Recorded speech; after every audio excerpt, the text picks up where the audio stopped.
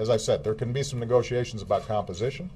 What we can't be doing is using last year's budget process to have arguments about abortion, to have arguments about the Environmental Protection Agency, to try to use this budget negotiation as a vehicle for every ideological or political difference between the two parties.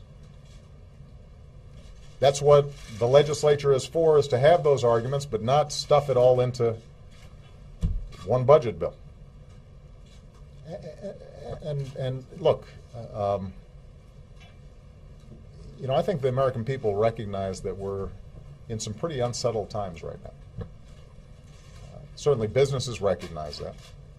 Families recognize it. We don't have time for games. We don't have time for trying to score political points or maneuvering or positioning. Not on this. As I said, when it comes to long-term debt and deficit, there's going to be a real debate about you know, how do we make sure that we have a social safety net for the American people.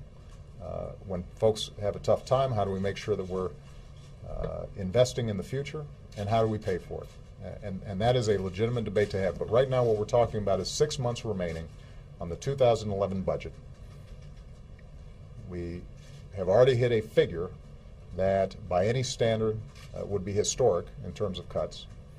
And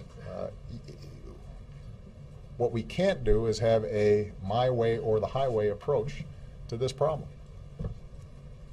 We can't have a my way or the highway approach to this problem, because if we start applying that approach, where I've got to get 110% of everything I want, or else I'm going to shut down the government, we're not going to get anything done this year.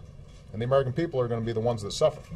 Most of the members of Congress, they've got enough of a cushion that you know, they can probably put up with a government shutdown. But there are a lot of people out there who can't.